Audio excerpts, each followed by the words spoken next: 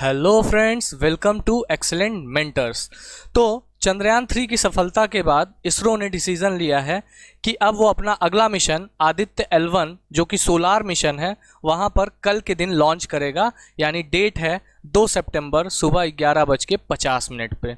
और इस मिशन में वो सोलार यानी सन को स्टडी करेगा, एक फिक्स पॉइंट जिसको हम लोग L1 पॉइंट कहते हैं, लैग्रांज पॉइंट। तो यहाँ पर हम लोग बात करेंगे कि L1 पॉइंट क्या है, किस टाइप का सैटेलाइट भेजा जा रहा है। बेसिकली जो सैटेलाइट होता है वो जब सोलार मिशन के लिए भेजा जाता है तो वो सैटेलाइट नहीं कहलाता, वो प्रोब कहलाता है। सैटेलाइट बेसिकली वो चीज़ें होती हैं जो प्लैनेट के चारों तरफ रिवॉल्व करती हैं, लेकिन प्रोब सन के किनारे रिवॉल्व नहीं करता। प्रोब एक टाइप का स्पेस क्राफ्ट होता है जिसको हम स्पेस में छोड़ देते हैं और ये स्पेस में घूमता रहता है या एक जगह फिक्स पॉइंट पर रुक करके स्पेस से जानकारियाँ कलेक्ट करके हमें अर्थ तक भेजता है। तो इस वीडियो में हम लोग क्या क्या करने वाले हैं, सबसे पहले वीडियो ऑब्जेक्टिव्स क्या है। पहले तो इंट्रोडक्शन देखेंगे, क्या इंट्रोडक्शन है, ठीक है। व्हाट इज L1 पॉइंट क्या होता है, हैलो ऑर्बिट क्या होता है, आदित्य L1 के बारे में जानेंगे, इसके पेलोड के बारे में जानेंगे और अनदर सक्सेस मिशंस, मतलब और भी सोलार मिशंस जो हो चुके हैं उसके बारे में जानेंगे। तो इसरो नाम तो सुना ही होगा, इंडियन स्पेस रिसर्च ऑर्गेनाइजेशन, जिसपे हमें और आपको बहुत गर्व है कि इसने उन ऊंचाइयों को बहुत जल्दी छू लिया जिन ऊंचाइयों को हासिल करने में बड़े बड़े देशों के पसीने छूट गए, लाइक अमेरिका, सोवियत संघ, ये सब। तो another mission will launch on 2 September 11:50 AM, Aditya L1 first Indian solar mission, पहला इंडियन सोलर मिशन है ये, और इसमें हम लोग सन को स्टडी करेंगे। अब ये इसरो के ही कथन है, Aditya L1 shall be the first space-based Indian mission to study the sun. The spacecraft shall be placed in a halo orbit around the Lagrange point L1 of the Sun-Earth system. The L1 point has the major advantage of continuously viewing the sun without any occultation eclipses. This will provide a greater advantage of observing the solar activities. मतलब L1 point एक ऐसी जगह पे है कि वहाँ पर अगर हमने प्रोब को छोड़ दिया तो चाहे सूर्य ग्रहण लगे यानी सोलर एक्लिप्स हो, या फिर मून आ जाए सन और अर्थ के बीच में, तो उससे कोई डिस्टरबेंस नहीं होगा, क्योंकि मून की जो डिस्टेंस है वो 3,84,000 या 88,000 किलोमीटर है हमसे। और ये जो प्रोब है यानी ये जो आदित्य L1 है, इसको हम लोग धरती से 15 लाख किलोमीटर की दूरी पर रखेंगे। तो ऑब्वियस सी बात है कि अगर बीच में आपका मून आ जाता है तो कोई फर्क नहीं पड़ेगा, ये कॉन्टिन्यूसली सन को स्टडी करता रहेगा। The suits of the Aditya L1 payloads are expected to provide most crucial information to understand the problem of coronal heating. यहाँ पर सूट एक टाइप का पेलोड लगाया गया है, आदित्य L1 में एक पेलोड लगाया गया है जिसको क्या कहा जाता है, सूट। अब पेलोड क्या होता है, पेलोड उन मशीनों को कहते हैं जो सैटेलाइट या प्रोब में लगाया जाता है फॉर स्टडी, यानी स्टडी करने के लिए। Are expected to provide most crucial information problem of coronal heating, मतलब कोरोनल हीटिंग के बारे में समझेंगे। कोरोनल का मतलब जैसे यहाँ पर ये सन है तो सन का जो आउटर मोस्ट ऑर्बिट, ये आउटर मोस्ट लेयर होती है, इसको क्या कहते हैं बेटा, इसको बोलते हैं कोरोना। तो कोरोना के बारे में हमें जानकारी देगा कौन, सूट।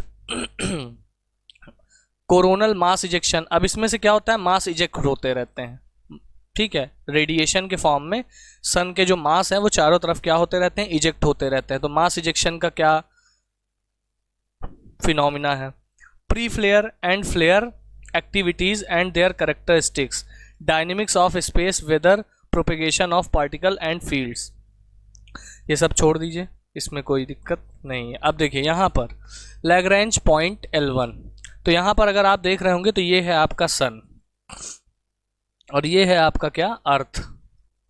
ये है सन और ये है अर्थ, ये वाला पॉइंट है क्या, L1 पॉइंट।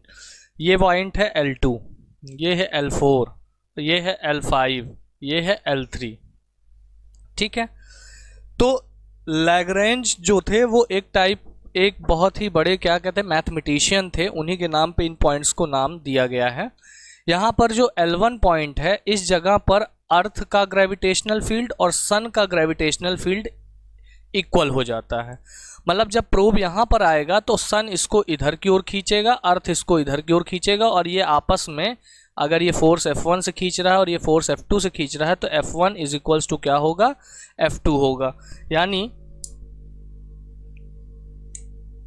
यानी यहाँ पर F1 F2 आपस में बराबर होंगे, और ये जो आपका प्रोब होगा ये अच्छे से यहाँ पर रह सकता है। यानी दोनों तरफ से जब इक्वल फोर्स अप्लाई कर रहे हैं तो दोनों एक दूसरे को कैंसिल आउट कर देंगे, ना ये इधर जाएगा ना ये इधर जाएगा, और जो मून है वो यहाँ तक आएगा। तो अगर कभी सोलार इक्लिप्स हो जाता है तो भी कोई दिक्कत नहीं है, क्योंकि L1 पॉइंट एक ऐसा पॉइंट है जहाँ पर ये पूरी तरीके से सन को स्टडी करेगा। अगर बात की जाए तो L1 जो है वो 15 लाख किलोमीटर है अर्थ से, L2 जो है वो भी 15 लाख किलोमीटर अवे है, मतलब L2 सन के इस तरफ है 15 लाख किलोमीटर पे।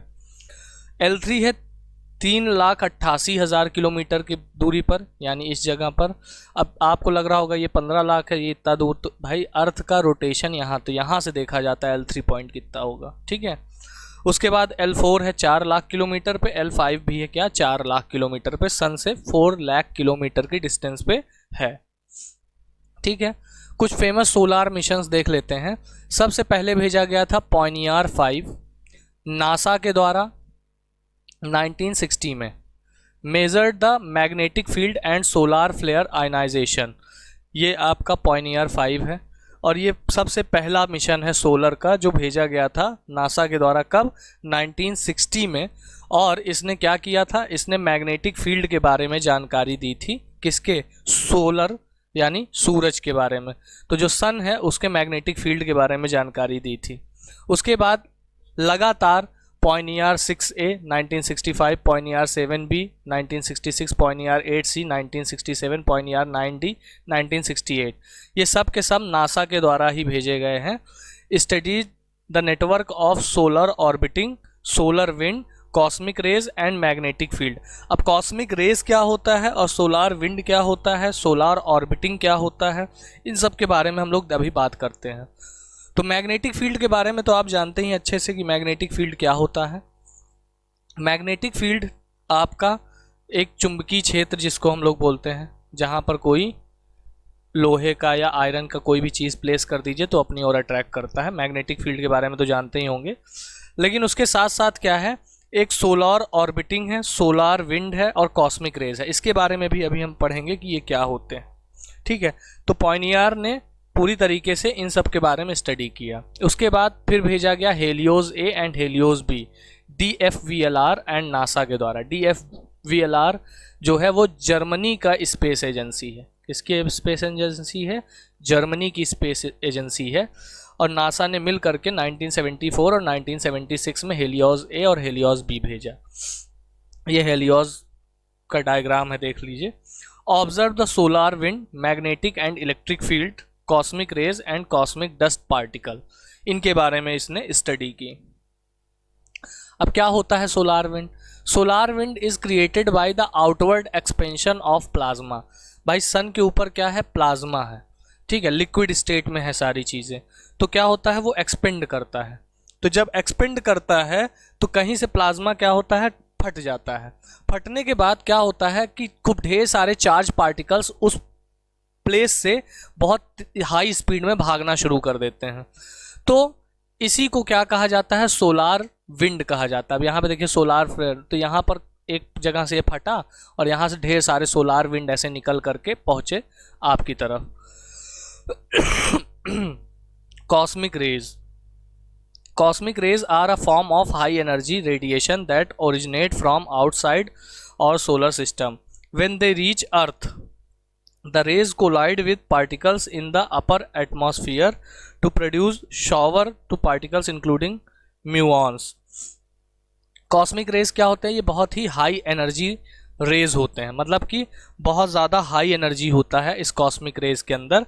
और ये जब हमारे एटमॉस्फेयर में पहुंचते हैं तो ये प्रोटॉन को आयनाइज कर देते हैं, यानी हमारे एटमॉस्फेयर को बहुत आयनाइज कर देते हैं, जिसमें पॉजिटिव निगेटिव आयंस हमारे एटमॉस्फेयर में घूमते रहते हैं। इसको क्या कहा जाता है, कॉस्मिक रेज कहा जाता है सिंपली। उसके बाद भेजा गया Ulysses in 1994 by ESA and NASA. ESA जो है वो यूएई का स्पेस एजेंसी है। It observe the south and north pole of the sun. सबसे पहले साउथ और नॉर्थ पोल को स्टडी करने वाला कौन था? यूलिसिस था। ठीक है, उसके बाद फिर भेजा गया wind by NASA in 1994। This satellite measures the solar wind intensity. इसने सोलार विंड की इंटेंसिटी मेजर की कि कितने इंटेंसिटी की सोलार विंड होती हैं। SOHO by ESA and NASA in 1996। It observe the core of sun and the corona comet discoveries. ये क्या ऑब्जर्व किया? कोर ऑब्जर्व किया सन का, जिसको कोरोना भी कहते हैं। अरे वो कोरोना नहीं, चाइना वाला, पड़ोसी देश वाला, परेशान मत होइए। कोरोना का मतलब सन का जो आउटर मोस्ट ये लेयर होती है, इसको कोरोना बोलते हैं। ठीक है, उसके बाद कॉमेट डिस्कवरीज किया, मतलब कुछ कॉमेट भी निकलते रहते हैं। कॉमेट का मतलब पत्थर जैसे होते हैं जो कि निकलते रहते हैं, उसके बारे में भी डिस्कवरी की। उसके बाद बहुत ही इंटरेस्टिंग था जेनेसिस बाय नासा इन 2001। ये बहुत ही अच्छी थी। It stage in space for more than 2 year. 2 साल से ज़्यादा ये स्पेस में स्टे की और इसने ढेर सारे सैंपल कलेक्ट किए, किसके? सोलार विंड के और कॉस्मिक रेज के।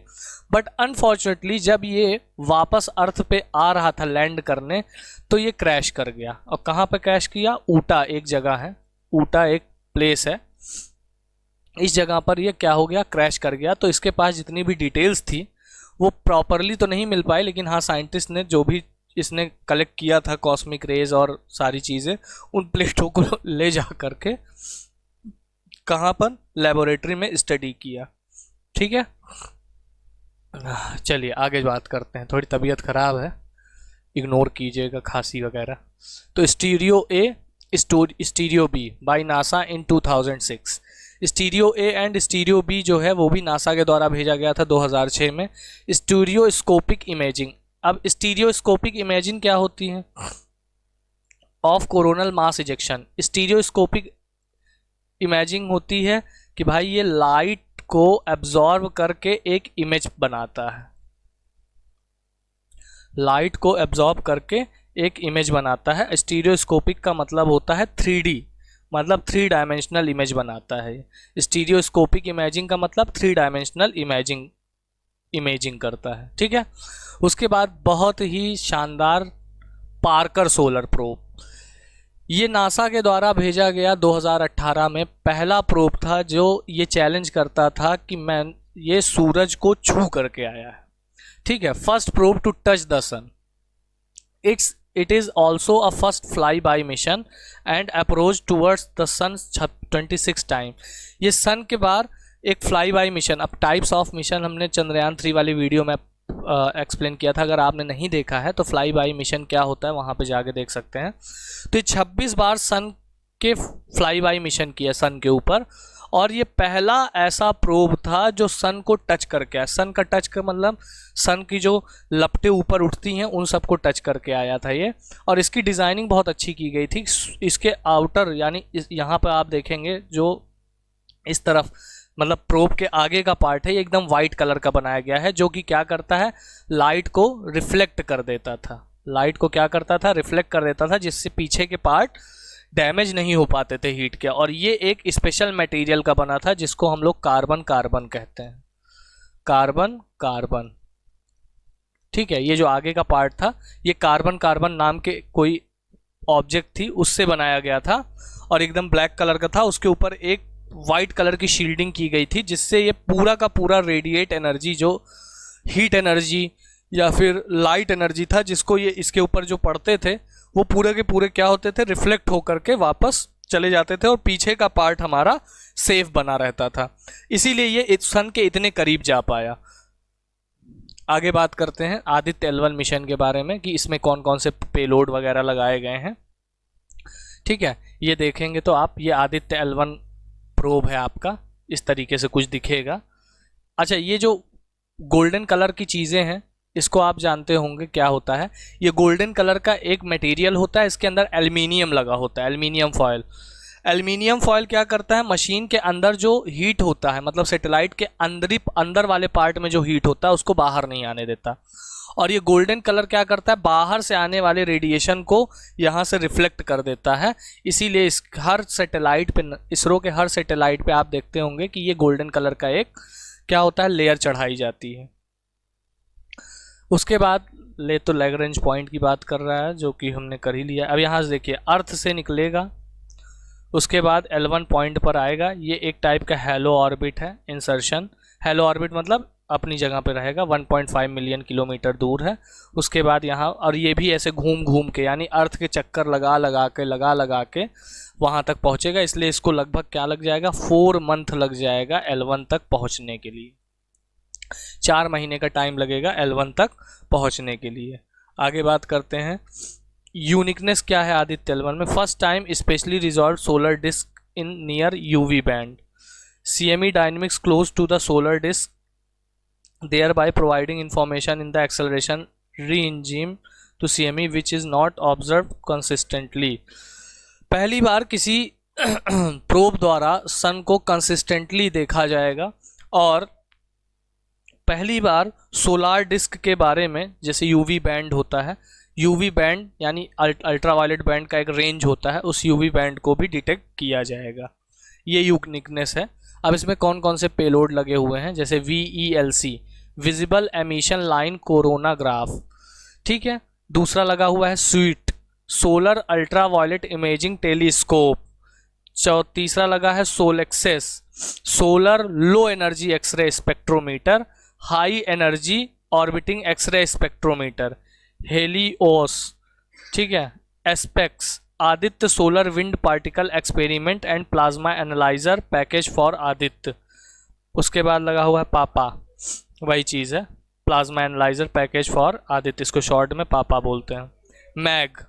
मैग्नेटोमीटर। इतने पेलोड्स लगाए गए हैं, यानी टोटल 7 पेलोड्स लगाए गए हैं इसमें। कितने पेलोड हैं भैया, 7 पेलोड है। एक एक पेलोड की बात करते हैं। तो ये यहाँ पर देखेंगे, ये है VELC payload, wrapping in multi-layer insulation। VLC is the prime payload on board Aditya L1 designed as a reflective coronagraph with multi-slit spectrograph। Spectrograph क्या होता है, स्पेक्ट्रोग्राफ एक टाइप के लाइट को एब्जॉर्ब करके इमेजिंग करता है, मतलब इमेज बनाता है, लाइट को एब्जॉर्ब करके इमेज बनाता है, उसी को क्या बोलते हैं, spectrometer. SUIT, it is a UV telescope to imagine the solar disc in the near ultraviolet wavelength range. SUIT क्या करेगा, स्यूट एक टाइप का UV टेलीस्कोप है। UV टेलीस्कोप मतलब ये एक ऐसा टेलीस्कोप है जो UV रेज पर काम करता है, ठीक है। ये है UV टेलीस्कोप। आगे बात करते हैं, सोलेक्सेस पेलोड। सोलेक्सेस पेलोड क्या है, is a soft x-ray spectrometer on board artist. अब ये क्या करेगा, लो एनर्जी के एक्सरे को डिटेक्ट करेगा, लो एनर्जी के एक्सरे को डिटेक्ट करेगा, और solar soft x-ray flux studies लो। उसके बाद हेलियोज, हेल 1 OS पेलोड। हेली यानी हेल 1 OS is the hard x-ray spectrometer. ये क्या करेगा, हार्ड एक्सरे यानी हाई एनर्जी एक्सरे को डिटेक्ट करेगा। तो लो के लिए अलग लगाया गया है और हार्ड एक्सरे को डिटेक्ट करने के लिए अलग पेलोड लगाया गया है। ASPEX payload, the ASPEX payload comprises 2 सब systems, Swiss and steps. Swiss, solar wind ion spectrometer is a low energy spectrometer that is designed to measure the proton and alpha particle of the solar wind। यहाँ पर क्या कर रहा है, alpha particle जो है, जो सोलार विंड में अल्फा पार्टिकल्स होते हैं उनको ये डिटेक्ट करेगा, जो कि क्या कहलाता है, स्पेक्ट्रोमीटर होता है जो, और ये लो एनर्जी स्पेक्ट्रोमीटर है, हाई एनर्जी नहीं। उसके बाद स्टेप्स लगा है super thermal and energetic particle spectrometer. अब ये हाई एनर्जी स्पेक्ट्रोमीटर है जो कि स्पेशली डिज़ाइन किया गया है। तीसरा है यहाँ पर पापा पेलोड।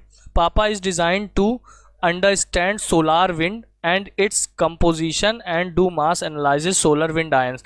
ये सोलर विंड के कंपोजिशन को डिटेक्ट करेगा कि सोलार विंड में कौन कौन सी चीज़ें पाई जाती हैं, ठीक है। ये आदित्य L1 पेलोड का कुछ देख रहे हैं आप। यहाँ पर ये सैटेलाइट है, यहाँ पर ऊपर की ओर स्विस लगा है, फिर एस्पेक्स यहाँ पे ऊपर की ओर लगा है, इतने पार्ट में एस्पेक्स लगा हुआ है। VELC, स्वीट, हेलियोस यहाँ पे लगा हुआ है, पापा यहाँ पे लगा हुआ है। मतलब ये एक टाइप का आपको दिखाया जा रहा है कि कहाँ पर कौन सी चीज़ लगी हुई है। ठीक है, उसके बाद इसको देखा जाए तो ये किससे लॉन्च होगा, to be launched by PSLV XL, to be launched by PSLV Excel.